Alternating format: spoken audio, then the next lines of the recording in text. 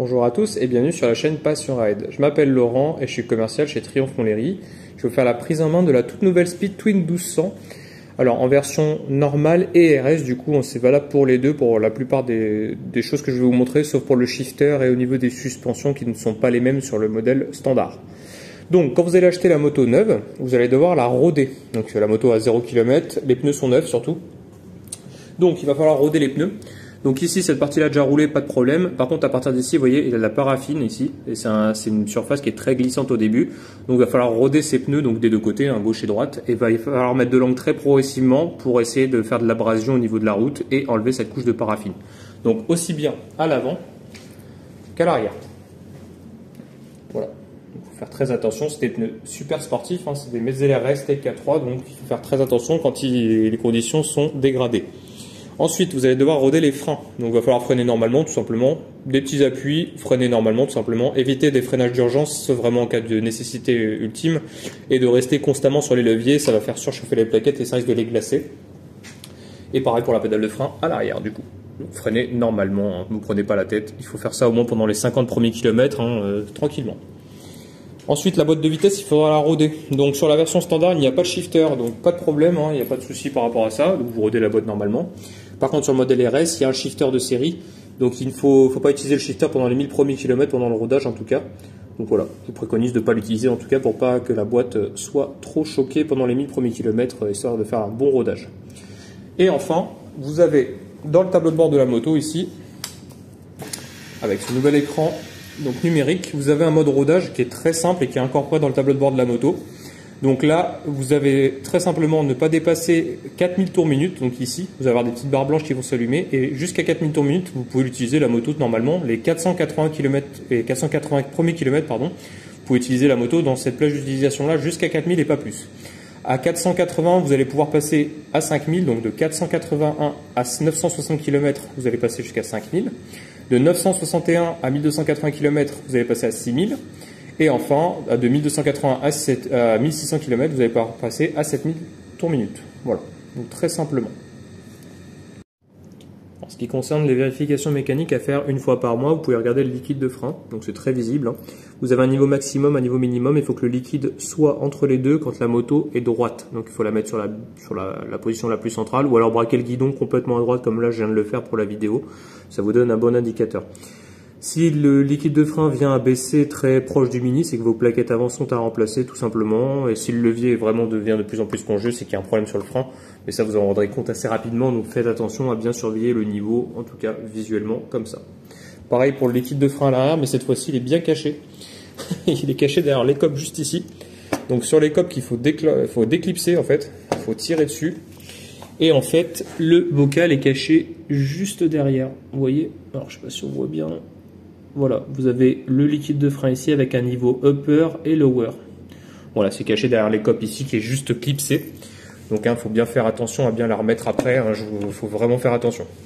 Voilà, bien appuyer dessus pour pas qu'elle s'en aille. Enfin, le niveau d'huile, il est juste ici. C'est un œilleton classique, hein. Donc la procédure, elle est très simple. Vous avez juste à démarrer le moteur 3 à 5 minutes quand elle est froide. Vous la faites chauffer, ensuite vous attendez 3 minutes après avoir coupé le contact et ensuite vous redressez la moto et vous regardez que l'huile, elle soit comprise entre les deux traits qui sont ici, enfin le petit trou là, vous voyez les deux petits trous, il faut que le niveau d'huile soit à ce niveau-là, le plus bas ou le plus haut, mais il faut qu'il soit compris en plein milieu ici. Et juste au-dessus, vous avez le liquide de refroidissement. Donc même principe, un petit liquide rose, minimum, maximum. Il faut toujours que le niveau soit au-dessus du minimum en tout cas. Voilà, c'est vraiment le minimum syndical. Si vous perdez du liquide de refroidissement avant la première révision des 1000, ne vous inquiétez pas, c'est strictement normal. Quand la moto fait ses premiers cycles de chauffe, ça dégueule un petit peu par le trop-plein. Et nous, on remettra le niveau minimum comme il faut. Pas besoin d'en remettre en tout cas. La pression des pneus, elle est juste là. Donc la pression, c'est 2,5 bars à l'avant, 2,9 bars à l'arrière. La pression est à faire à froid. Et c'est la même pression pour quand vous soyez tout seul ou à deux. En ce qui concerne la chaîne, donc justement juste en dessous, vous avez, donc faut regarder de temps en temps que la chaîne est bien graissée. Donc là, c'est bien le cas. Donc il faut la graisser régulièrement. Alors il n'y a pas de kilométrage, hein, c'est vraiment l'état de la chaîne qui le dit. Il faut qu'elle soit le plus propre et la plus graissée que telle qu'elle est là, hein, comme l'état neuf. Voilà, il faut la nettoyer et la graisser avec une brosse, un nettoyage en chaîne et un graissage de chaîne classique. Hein. Peu importe la marque, du moment que c'est bien de la chaîne, de la graisse de chaîne pour moto. Et voilà. Et la tension de la chaîne aussi, il faut qu'elle soit environ de 3 bons centimètres. Hein. Donc entre le point le plus bas et le plus haut, la tension de chaîne doit être à ce niveau-là.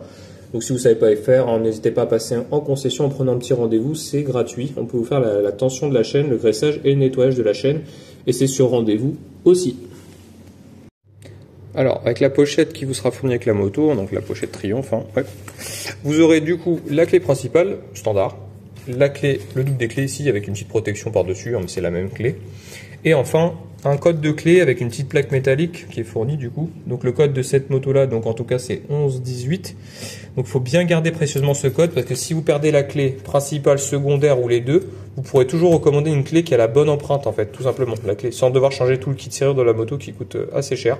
Donc voilà, vous avez juste gardé ce code précieusement. Alors la plaque n'a aucune valeur, c'est vraiment le code, j'insiste. Il vous sera fourni aussi du coup le kit de démarrage rapide avec les instructions de fonctionnement de base avec un QR code à scanner pour avoir la notice définitive, hein, parce que là la notice est un peu light, et du coup sinon vous aurez le carnet d'entretien de l'autre côté. Donc sinon vous regardez ma vidéo de prise en main pour vous expliquer tout ça de manière plus interactive et pour me poser toutes les questions, surtout que sur des choses que vous n'auriez pas compris. Donc justement avec la clé, on va la mettre sur le contact. Hop. Alors le contacteur est légèrement déporté, hein, c'est normal. Hein. Je vous montre juste, hop, voilà. L'écran était légèrement déporté aussi, hein, c'est comme ça que ça se présente. Donc vous tournez vers la droite, vous mettez le contact, hein, voilà. Vous tournez vers la gauche, ça coupe le contact. Et pour tourner la clé, du coup, pour mettre le Neumann, vous appuyez dessus et vous tournez. Et là, vous voyez, je ne peux pas aller plus loin, donc il faut bien braquer la direction avant, tourner jusqu'à arriver à la position cadenas. Et là, c'est bien verrouillé. Pour le déverrouiller, même principe de l'autre côté. Sur le côté ici, vous avez une petite prise USB type C qui est de série maintenant sur le tableau de bord. Voilà. Bien pratique pour brancher le téléphone, c'est mieux que sous la selle en tout cas. Ensuite, la clé elle permet d'ouvrir la trappe à carburant qui a un nouveau système. Du coup, avant on a une trappe Monza qui était pas très pratique. Maintenant, elle est beaucoup plus pratique d'ailleurs, je trouve. Donc là, vous avez juste à ouvrir cette partie-là. Vous mettez la clé dedans, vous tournez à 90 degrés vers la droite et vous soulevez, tout simplement. Voilà. Et là, c'est sur charnière. Et là, du coup, ça ne touche pas. Vous voyez, c'est quand même bien pensé. Hein. Donc voilà.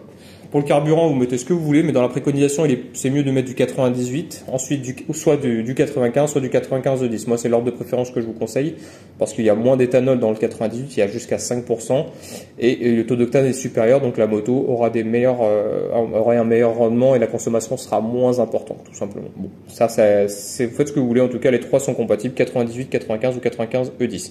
Pas d'éthanol, surtout pas, et pas de diesel, bien entendu. Pour refermer, c'est très simple, vous poussez la trappe, vous appuyez dessus, vous tirez la clé et vous remettez la petite finition juste là. La selle du coup, alors ça la selle est spécifique à la version RS, c'est un espèce d'alcantara entre guillemets, voilà. Donc c'est une selle standard en simili-cuir sinon. Pour ouvrir la selle, c'est juste ici, vous mettez la clé dedans, vous tournez vers la gauche, la selle s'ouvre et là il faut avoir deux mains, hein, donc il faut tirer dessus. Alors je le fais avec la deuxième main. Et là, vous allez enlever la selle. Voilà. Donc, sous la selle, vous avez pas d'outil. Hein, voilà, je montre pas d'outil du tout. Voilà, c'est normal. De toute façon, il n'y a pas besoin d'outils sur cette machine, puisqu'il n'y a pas grand-chose à régler. Ensuite, vous avez sous la selle le calculateur moteur qu'on retrouve juste ici. Et la batterie. Voilà. Donc, très simple d'accès, très facile d'accès. Voilà, tout est bien caché. Donc, rien de particulier à regarder sur la selle, sous la selle en tout cas. Pour la selle, pour la remettre en place, vous reprenez la selle tout simplement et vous la refaites glisser. Vous avez des petites, vous voyez les petits ergots qui dépassent ici. Et il faut faire rentrer les petites bagues dedans, enfin les petites arêtes. Donc là, il suffit de la faire glisser de l'arrière vers l'avant pour arriver en contact du réservoir et légèrement appuyer dessus et entendre ce petit clac pour dire que c'est bien verrouillé. Et là, vous vérifiez que c'est bien sécurisé et verrouillé. En ce qui concerne les commandes, donc le levier d'embrayage est bien sûr réglable, hein, vous avez juste à tourner la bague ici. Vous voyez, là je rapproche le levier, et de l'autre côté je l'écarte bien entendu. Voilà, c'est juste à tourner la petite molette. Ici, on a la molette d'appel de phare, voilà. Ici le feu automatique, donc si vous voulez déclencher les feux automatiques pour qu'ils passent en feu de jour ou en feu de croisement automatiquement. Les 4 flèches directionnelles pour naviguer dans les menus de la moto. Le bouton de validation, si on appuie une fois dessus, c'est le bouton de réinitialisation si on reste quelques secondes appuyé dessus. Ensuite, les clignotants à extinction automatique, donc ça c'est une nouveauté hein, sur la nouvelle Speedtwin 1200 de cette année, donc 2025. Le klaxon, et les modes de conduite juste ici. Et de l'autre côté, on a le levier de frein du coup classique avec le mètre cylindre qui est réglable en force de freinage. Donc ça aussi c'est une nouveauté. Sur la Speed Twin 1200 RS du coup vous avez un mètre cylindre réglable comme sur une Street Triple avec un mètre cylindre qui est réglable en force de freinage. Donc il faut pousser le levier, tourner la bague ici avec 3 niveaux de réglage, 19, 20 ou 21 et ça va induire et ça va changer le réglage du freinage en fait. La force de freinage ne sera pas la même en fonction de la bague sur quel cran elle est. Donc 19 c'est le minimum, 20 c'est l'intermédiaire et 21 c'est le maximum. Même principe ici, on a le réglage de l'écartement du levier en tournant à gauche et vers la droite. Et pour conclure de ce côté-là, vous avez le coupe-circuit en cas d'urgence, le démarrage juste en dessous et les feux de détresse juste là. En ce qui concerne le compteur, du coup, hop, donc voilà la petite cinématique avec le logo Triomphe et le kilométrage de la machine. Donc sur la partie haute de l'écran, vous avez le compte-tour qui est gratuit jusqu'à 7000 tours minute environ. Vous avez la jauge de carburant juste ici, la vitesse, le rapport engagé, l'heure, la température extérieure et la date du jour. Voilà. Je vais naviguer dans les menus de la moto avec la flèche ici, en haut et en bas principalement, et certains menus on pourra aller à gauche et à droite, mais je vous le montrerai. Donc là, je monte à chaque fois, donc là, vers le haut. Là, on a la luminosité de l'écran, donc vers la gauche, en poussant sur le joystick gauche, du coup, ça baisse la luminosité de l'écran pour la nuit, et la droite, on le monte. Et on peut régler entre les deux, bien sûr, vous pouvez faire ce que vous voulez. On monte d'un cran, on a les fréquences d'entretien, donc la première révision est à faire à 1000 km, le rodage dure 1600 km au total, mais la première révision est à faire à 1000, et il faut faire la révision avant les 6 premiers mois de mise en circulation de la machine. Donc voilà, 1000 km ou 6 mois. Température de liquide de refroidissement avec des petites barres blanches, donc j'ai fait chauffer la moto un petit peu, donc ici vous avez la barre blanche et ça va monter jusqu'à la 4e barre, c'est la température standard, sinon vous allez pouvoir monter jusqu'à un peu plus, mais ça oscille en tout cas entre les 4 premières barres. La consommation de carburant, donc tout est erroné pour l'instant, la moto est neuve, elle a 1 km, hein, donc là on a la consommation instantanée quand vous roulez. L'autonomie en temps réel quand vous roulez pareil, elle vous dira qu'il reste 70,2 km d'autonomie au niveau de l'autonomie affichée ici. La consommation moyenne qu'on va remettre à 0 après qui sera indiquée là, qui sera autour des 5 litres 5 au 100. Et puis voilà. Je continue vers le haut. On a le trajet 1, trajet 2, donc c'est les trips partiels tout simplement. La première valeur c'est 300 mètres, 6 km/h de moyenne en 14 minutes. Donc je vais appuyer sur la touche de droite pour aller sur le deuxième, vous voyez c'est la même chose en écrivant trajet 2, je retourne à gauche, c'est pareil. En appuyant sur le bouton de réinitialisation ici, je vais appuyer quelques secondes, ça va remettre les valeurs à 0. Et du coup, pour remettre la consommation aussi à 0, il faut faire la même chose en descendant. Donc là, trajet 1, j'ai tout remis à 0, la consommation de carburant est liée et remise à 0. Et si je vais sur le trajet numéro 2, je retrouve les mêmes valeurs que tout à l'heure, mais si je descends d'un cran, la consommation moyenne est la même que tout à l'heure au début. Donc en gros, ce qu'il faut retenir, c'est trajet 1 est lié avec l'état du carburant qui est juste en dessous, et le trajet 2 est lié au carburant qui est juste en bas. Et voilà. Ensuite, le menu principal. Et donc après, vous avez la navigation via Bluetooth, donc directement incorporée ici. Donc je retourne dans le menu principal, je rentre dedans. Donc là on va pouvoir gérer les modes de conduite, donc les modes pluie, route et sport. Donc le mode sport par contre est réservé que à la version 1200 RS, il n'y a pas de mode sport sur la version standard. Donc là vous pouvez régler ce que vous voulez, alors les niveaux d'intervention, donc le niveau d'ABS si c'est réglable, la cartographie en mode route, en mode sport, et le traction control en mode route et en mode sport. C'est le niveau d'assistance qui change en fait, donc la moto est plus ou moins réactive en fonction de ce qu'on lui demande.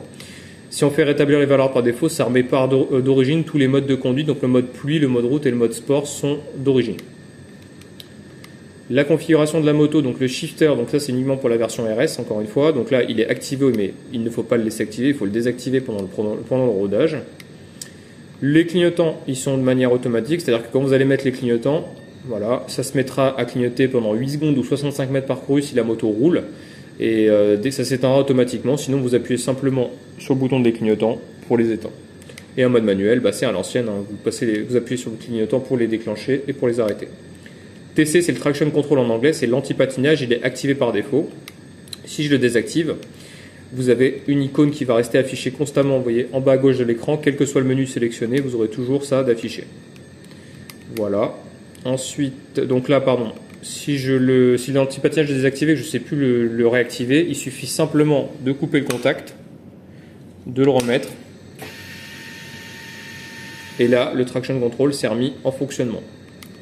Donc là, on a fait le tour de cette partie-là. Il restait juste l'entretien, donc ce que je disais tout à l'heure, la durée ou la distance parcourue pour l'entretien.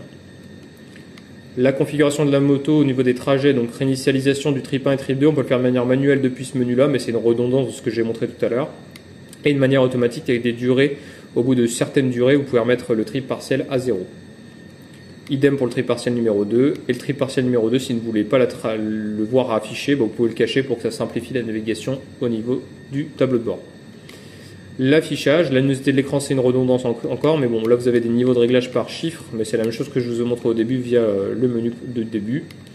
Panneau visible de la moto, vous avez tous les menus que je vous ai montrés au début, mais là vous avez un mode qui était caché, j'ai fait exprès de le laisser, donc le mode contour qu'on peut activer. Sinon après, il y a d'autres modes par rapport au mode au Bluetooth.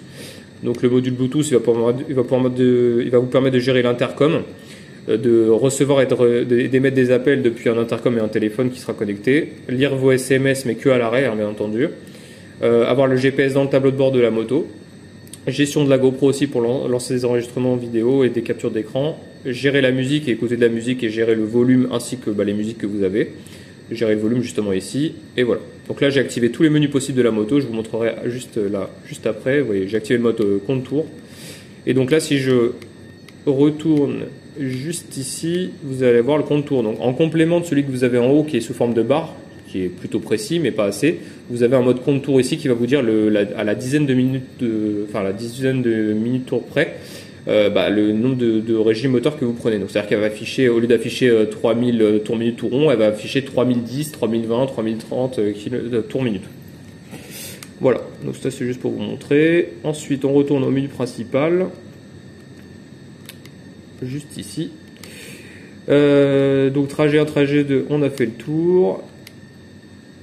Donc là, panneau visible aussi. Donc là maintenant on est sur l'indicateur de changement de rapport, donc en mode rodage. Donc comme je disais au début, quand vous allez arriver à 4000 tours minute sur les 480 premiers kilomètres, ça va se mettre à clignoter au niveau des barres. Là, cette barre là, elle va se remplir jusqu'ici, toutes les barres vont s'allumer. Et ça se mettra à clignoter pour vous dire de changer de rapport automatiquement. Le mode rodage s'éteindra tout seul au bout des 1600 km. Par défaut, ça va se mettre à clignoter que quand vous arriverez en zone rouge. Défini par l'utilisateur, vous pouvez définir une limite, tout simplement. À vous de choisir. Là, vous pouvez déterminer 4000 tours minute, mais constamment. Et désactiver, vous pouvez carrément l'enlever, cette fonctionnalité. La langue, du coup, c'est en français. Vous pouvez choisir ce que vous voulez en langue, sinon. Les unités de mesure, c'est classique. Vous avez en kilomètres et litres par 100, ça c'est standard. La température, c'est en degrés, bien entendu, pas en Fahrenheit, pardon. La pression des pneus, si vous mettez les capteurs de pression des pneus, vous pouvez les lire en barre. Voilà. L'horloge, si vous devez régler l'heure, c'est ici. Vous pouvez mettre en mode 12 heures ou 24 heures en fonction de ce que vous préférez.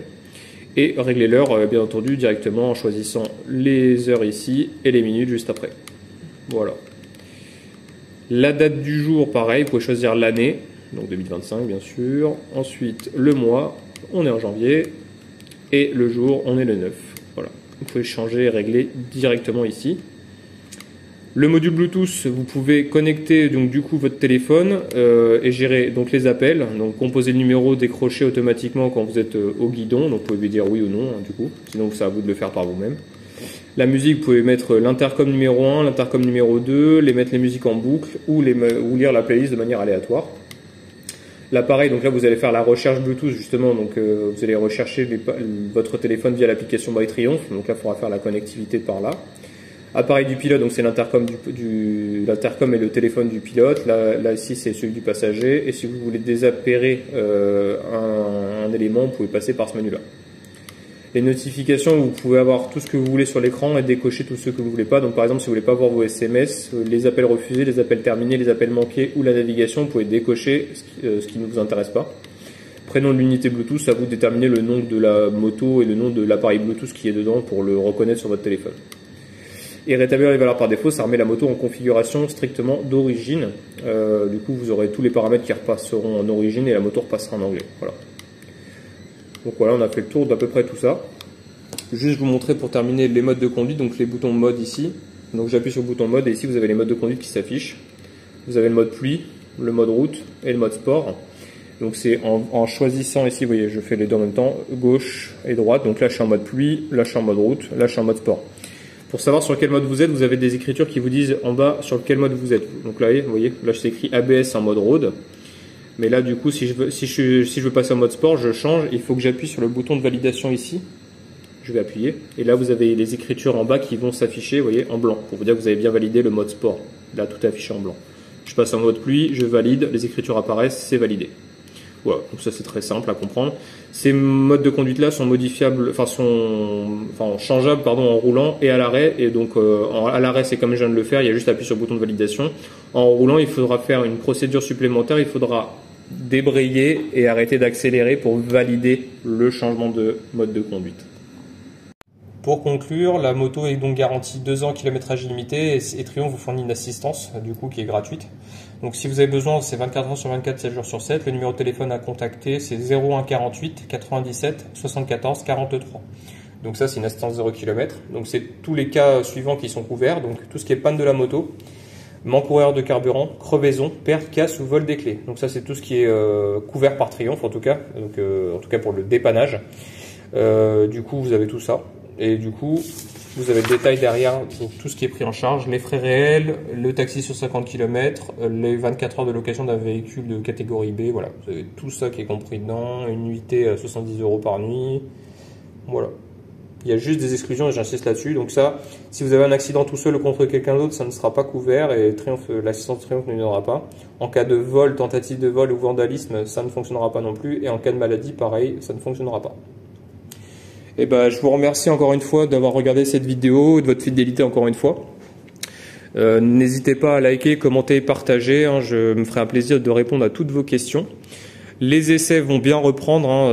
Je m'engage à le faire clairement parce que du coup la météo a été vraiment catastrophique en 2024, mais en 2025 j'espère que ça sera meilleur.